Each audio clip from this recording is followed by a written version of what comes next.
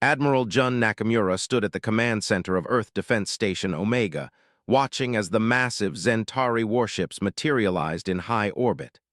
Their crystalline hulls refracted sunlight in ways that seemed to defy physics, creating aurora-like displays across Earth's atmosphere. It should have been beautiful. Instead, it filled him with dread. "Sir, they're broadcasting on all frequencies," Lieutenant Prisha Patel reported, her fingers dancing across the holographic interface. "Their translation matrix is unusual but functional." The main screen flickered to life, revealing the imposing figure of Supreme Commander Xyros. The alien's iridescent exoskeleton shifted colors with each movement, a biological display that humanity's xenobiologists would have found fascinating under different circumstances. Multiple compound eyes focused on Nakamura, and mandibles clicked in what the translation software interpreted as formal greeting.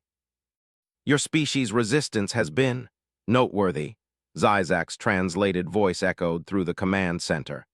"Our preliminary scans suggested a primitive civilization. We are perplexed by your defensive capabilities." Nakamura maintained his composure, though internally he was puzzled. Earth's defensive systems, while advanced, shouldn't have posed such a challenge to a species capable of interstellar travel. "Perhaps you underestimated us, Supreme Commander." At that moment, Commander Octavia Walsh entered the command center, her therapy dog Magnus padding quietly beside her. The massive Norwegian elkhound was a constant presence in high-stress situations, helping maintain crew morale. What happened next would change the course of human history. The alien transmission suddenly cut out, replaced by urgent internal communications from the Zentari fleet. When Xyzak's image returned, their color had shifted to what the xenobiologists would later identify as their species' expression of extreme alarm. You keep the apex predators as companions," Xyzak's translator struggled to convey their mixture of horror and fascination.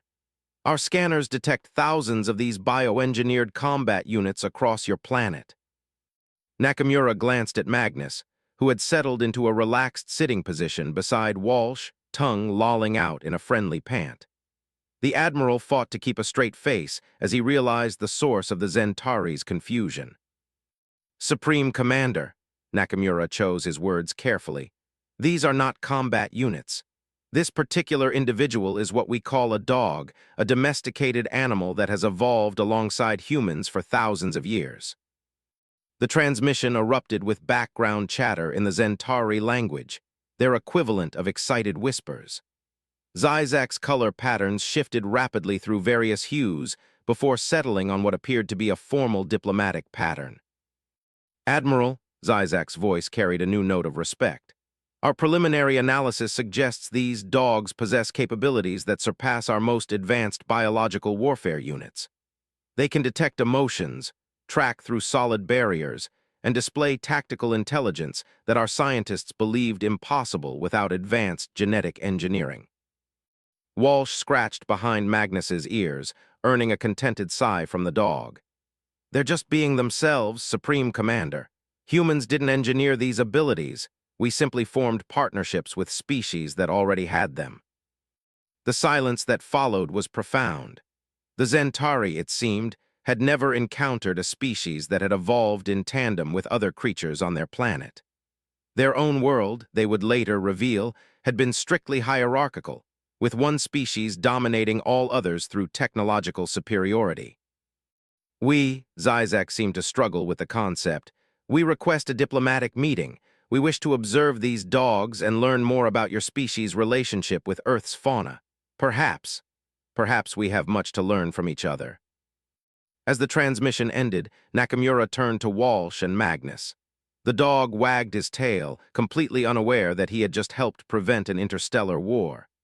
"Commander Walsh," Nakamura said with a slight smile, "it seems you and Magnus have just been promoted to Earth's first interspecies diplomatic team." Walsh looked down at Magnus, who responded by placing his paw on her knee, a trick he used to comfort stressed crew members. "Well, boy," she said, "looks like those therapy dog certifications are about to get intergalactic recognition." In the hours that followed, Earth's diplomatic corps scrambled to organize what would become known as the First Contact Canine Convention. As news spread about the Zentaris' reaction to dogs, social media exploded with humans sharing pictures of their pets, inadvertently creating what the aliens would interpret as an impressive display of Earth's biological defense network.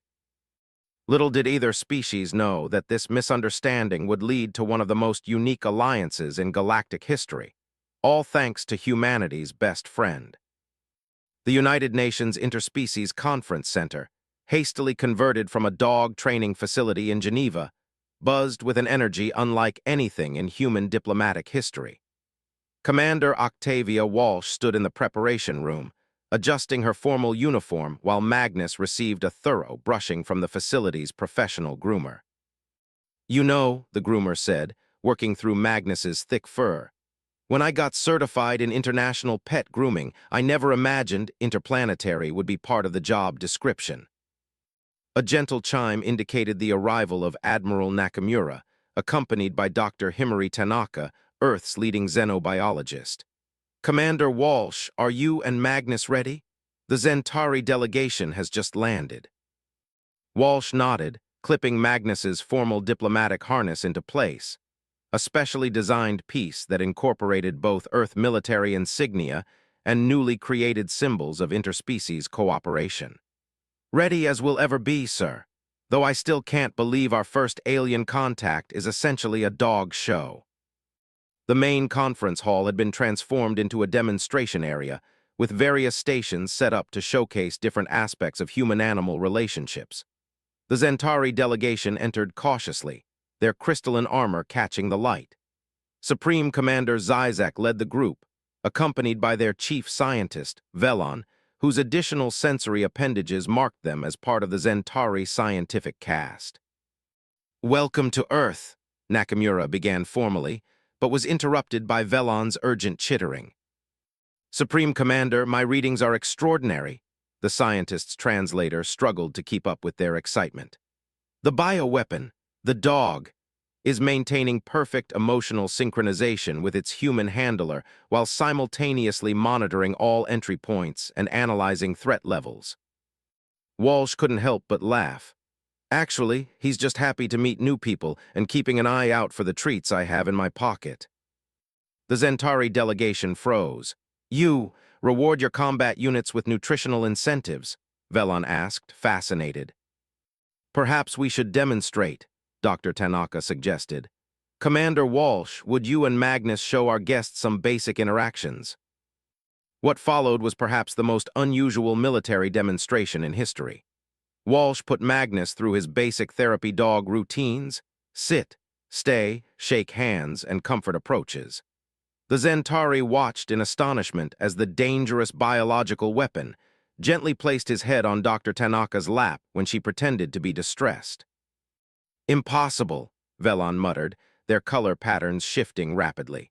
"The neural synchronization, the emotional intelligence, the voluntary compliance. Our most advanced biological engineering couldn't achieve this level of sophistication." Supreme Commander Xyros moved closer, their posture indicating deep thought. "You say these capabilities evolved naturally, through what you call domestication." "Over thousands of years," Dr. Tanaka explained, pulling up holographic displays of ancient cave paintings showing humans hunting alongside wolves. "Our ancestors formed partnerships with their ancestors. It was a gradual process of mutual benefit." The revelation seemed to shock the Zentari deeply. Their species had achieved space travel through aggressive technological development, viewing their world's other life forms as resources to be controlled or eliminated. The concept of cooperation across species lines was revolutionary to them. The demonstration continued with videos showing various working dogs, search and rescue teams, guide dogs for the blind, herding dogs on farms. Each example seemed to further destabilize the Zentari's worldview. "But surely," Velon interjected, "these are your elite units, specially bred and trained." Walsh pulled out her personal tablet and with a slight smile showed them social media feeds filled with millions of pet photos. "Actually, most dogs on Earth are simply companions, family members, Like Magnus here, yes, he's a therapy dog, but mostly he's my friend. As if to emphasize the point, Magnus chose that moment to flop onto his back, requesting belly rubs. The Zentari watched in fascination as Walsh obliged, causing the supposedly fearsome creature to wriggle with joy. Supreme Commander, Velon said quietly, their color patterns showing what humans would later learn was the Zentari equivalent of awe. We may need to fundamentally reassess our understanding of biological advancement. Xyros nodded slowly. Indeed, Admiral Nakamura, we request permission to establish a permanent scientific mission on Earth. Our civilization has much to learn from your species' approach to cooperation. Of course, Nakamura agreed, though you should know that dogs are just the beginning. Wait until you learn about cats. The mention of Earth's other common household predator caused such a stir among the Zentari that 3 of their junior scientists had to be escorted out to recover their composure. As they left, Walsh heard one of them frantically updating their species database. Planet Earth, status update. Entire civilization appears to be built on voluntary alliances with apex predators. Approach with extreme caution and respect. Magnus, meanwhile, had fallen asleep under the conference table, snoring gently and completely unaware that he was revolutionizing interstellar diplomatic relations one nap at a time. The United Nations Security Council chamber had never seen anything quite like this. Instead of the usual formal seating arrangement, the room had been transformed into what could only be described as a highly sophisticated petting zoo. Admiral Nakamura stood at the podium, trying to maintain his composure as he addressed the assembled human and Zentari delegates, while various service animals and their handlers demonstrated their skills around the chamber. Operation Puppy Diplomacy, he announced, somehow keeping a straight face, is now entering its second phase. Following the success of our initial contact, we're expanding our interspecies cultural exchange program. In one corner, Master Sergeant Diego Ramirez and his Belgian Malinois, Storm, demonstrated search and rescue techniques. The Zentari scientist's color patterns shifted rapidly between amazement and disbelief as Storm located hidden survivors using nothing but his nose and training. The canine olfactory capabilities alone, Velon commented, their sensory appendages twitching with excitement, exceed our most advanced detection systems, and you achieved this through selective breeding rather than genetic engineering. Nature did most of the work, Dr. Tanaka explained, watching as another demonstration unfolded. We simply learned to work with what was already there.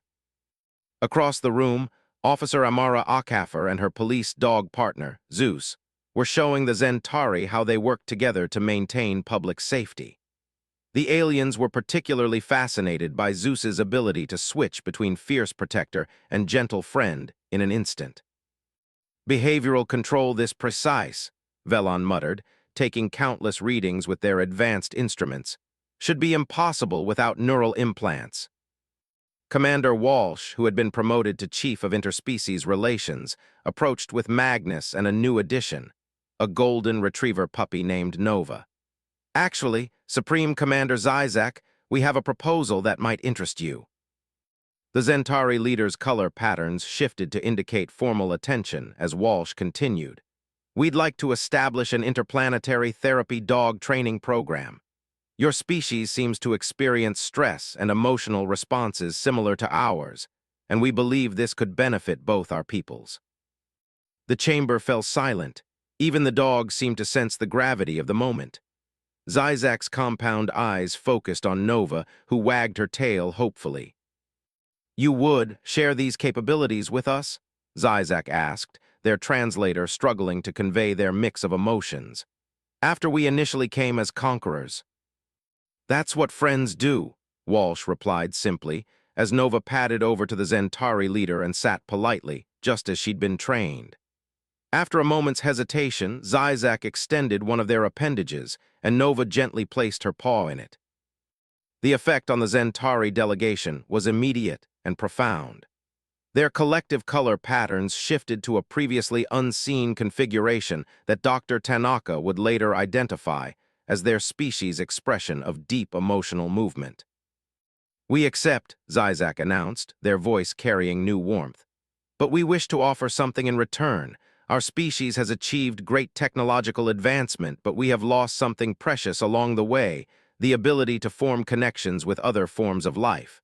Perhaps we can learn this from you." The next few hours transformed into an impromptu cultural exchange. Zentari scientists shared holographic displays of their homeworld's extinct species, expressing regret over their civilization's aggressive approach to development. Human handlers demonstrated the basics of positive reinforcement training, showing how trust and cooperation yielded better results than force and control. "You know what the truly remarkable thing is?" Dr. Tanaka said to Walsh as they watched a group of Zentari cautiously learning to play fetch with Nova. "They came expecting to find weapons of war, but instead discovered something far more powerful: friendship." "Though I have to admit," Walsh replied, watching Magnus gently guide Nova in demonstrating proper fetch technique to their alien guests. "Seeing a 9-foot crystalline alien playing fetch with a golden retriever puppy wasn't something I expected to witness in my military career." The day concluded with an unprecedented announcement: the establishment of the Interstellar Canine Ambassador Program, ICAP. Earth would help the Zentari select and train their first generation of therapy dogs, while the Zentari would share their advanced space travel technology to ensure the dogs could safely accompany their handlers on long-distance missions. As the delegates filed out, many still shaking their heads in amazement, Nova fell asleep in the center of a group of Zentari scientists, who had forgotten all about their instruments in favor of simply enjoying the puppy's company. Magnus sat nearby, maintaining what Walsh jokingly called his senior advisor position. "Commander Walsh," Xyros approached as the session ended, their color patterns showing what humans were beginning to recognize as their equivalent of a smile. "I believe your Earth expression is, 'Who's a good boy?'" Walsh laughed. "You're learning fast, Supreme Commander, you're learning fast." 6 months into the Interstellar Canine Ambassador Program, the Zentari orbital station, Harmony, had become an unprecedented experiment in cross-species cooperation. The station's crystalline corridors, once stark and utilitarian, now featured specially designed play areas and training zones for the first class of interstellar therapy dogs. Commander Walsh stood in the observation deck, watching Earth rotate slowly below while Magnus and Nova demonstrated basic obedience commands to a group of fascinated Zentari cadets. The aliens had modified their traditional armor to include treat pouches, and their formerly rigid military formations now accommodated the occasional need to stop and pet a passing dog. "Remarkable progress, wouldn't you say?" Dr. Tanaka appeared beside her, tablet in hand. "The Zentari's biochemistry is actually changing from regular interaction with the dogs.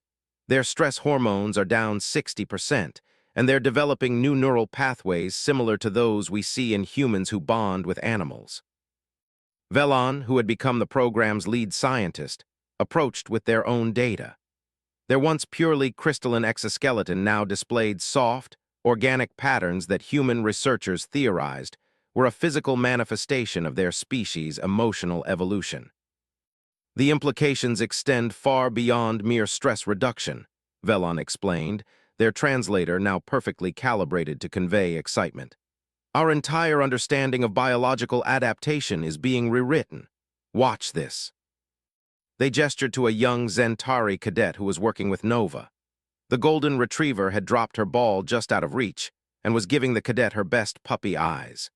The Zentari, displaying remarkably human-like behavior, pretended not to notice before suddenly engaging in play, a concept that would have been alien to their species just months ago. "They're learning to play," Walsh observed, smiling. "Actually learning to play." "More than that," Velon's color patterns shifted to indicate pride. "We're learning to feel. Before this program, my species viewed emotions as inefficient biological responses to be suppressed. Now," they paused as Magnus wandered over, placing his head gently against their crystalline leg in a gesture of affection. "Now we understand they are essential to true intelligence." The station's intercom chimed, announcing the arrival of Supreme Commander Xyzak's personal transport. The commander had been overseeing the implementation of similar programs across the Zentari fleet, transforming their military culture from one of conquest to exploration and cooperation. When Zizek entered the observation deck, Walsh had to stifle a laugh. The Supreme Commander's formerly intimidating battle armor now sported a holster filled with dog treats and a built-in collapsible water bowl. More surprisingly, trotting beside them was a young German shepherd named Stellar, one of the first dogs to be officially assigned to a Zentari handler. "Chief Walsh," Zizek greeted her, their color patterns showing warmth. "I bring news from the High Council. They've reviewed the program's results and made an unprecedented decision. The Zentari Empire is formally shifting its primary directive from military expansion to what we're calling collaborative evolution." Dr. Tanaka raised an eyebrow. "That's a significant change for your entire civilization." "Indeed," Zizek agreed, absent-mindedly scratching Stellar behind the ears, a gesture that still amazed Walsh every time she saw it. "We've discovered that there's more to learn from cooperation than conquest. Our scientists estimate we've made more technological and social progress in 6 months of working with Earth than in the previous century of military development." A commotion from the training area drew their attention. Nova had initiated a game of tug-of-war with 3 Zentari cadets, who were carefully matching their strength to play with the puppy. Around them, other Zentari were recording data, but their color patterns showed they were more entertained than studious. "You know what the most remarkable thing is?" Velon said, their patterns showing contemplation. "We came to Earth looking for advanced weapons, thinking your dogs were the key to your species' strength. We weren't entirely wrong. They are the key to your strength, just not in the way we imagined." Walsh watched as Magnus moved from Zentari to Zentari, offering comfort and companionship with the intuitive understanding that had made him such an effective therapy dog.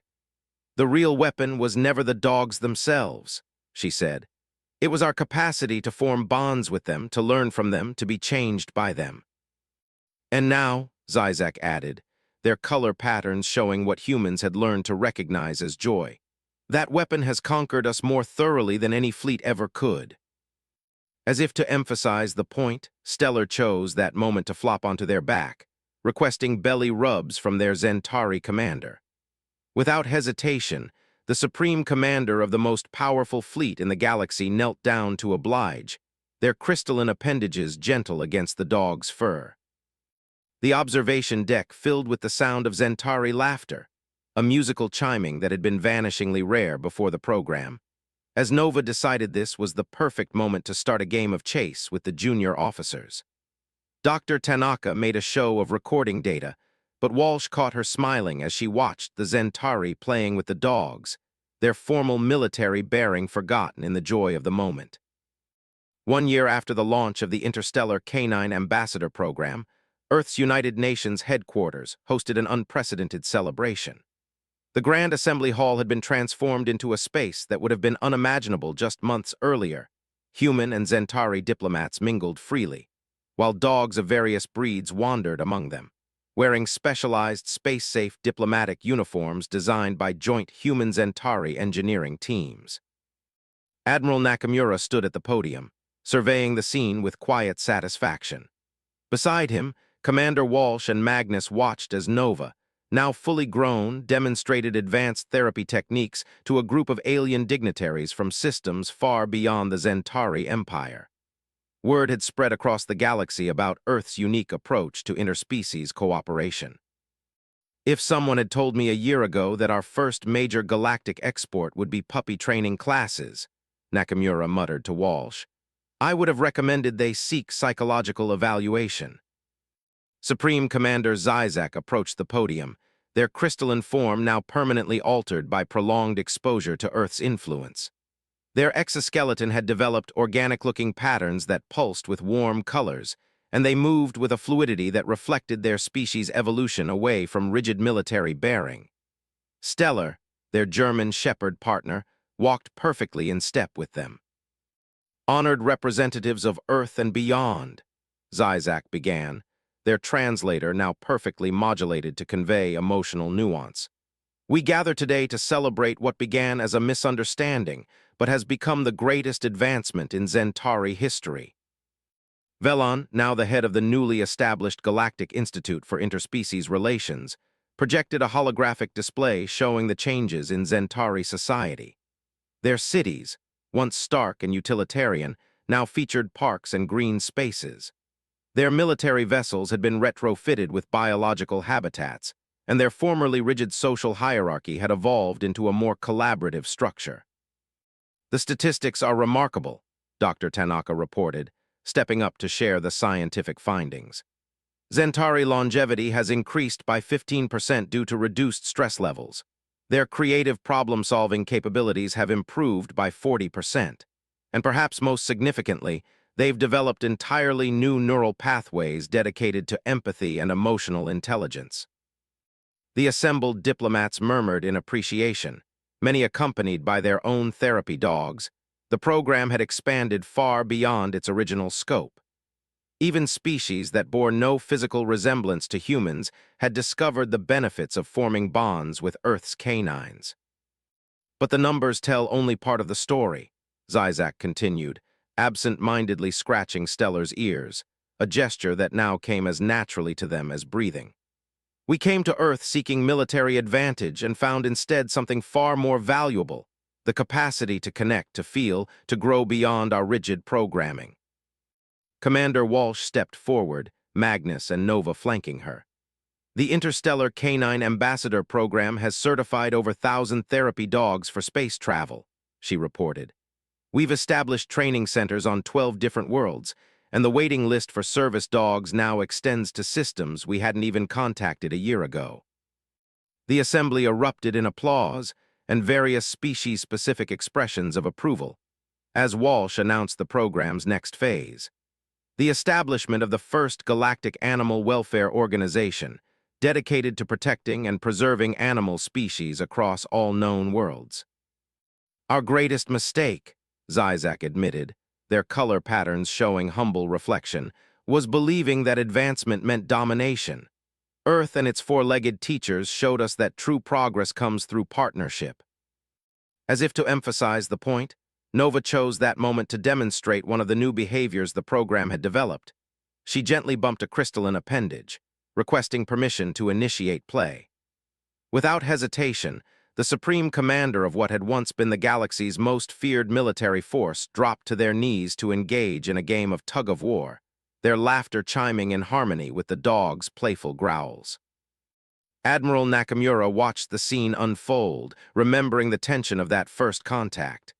"You know," he said to Walsh, "when we named it Operation Puppy Diplomacy, I thought it was the most ridiculous thing I'd ever heard. Now I'm thinking it might be the most important diplomatic initiative in human history." "Not just human history anymore, sir," Walsh replied, watching as Magnus and Stellar made their rounds, offering comfort and companionship to beings from a dozen different star systems. "We've given the galaxy something it didn't even know it needed. A reminder that sometimes the greatest strength comes not from weapons or technology, but from the simple ability to love and be loved in return." As the celebration continued, Earth's first interstellar embassy proudly displayed its new motto, written in both human and Zentari script. "In peace we grow, in friendship we thrive, and in the eyes of a dog we all find our best selves."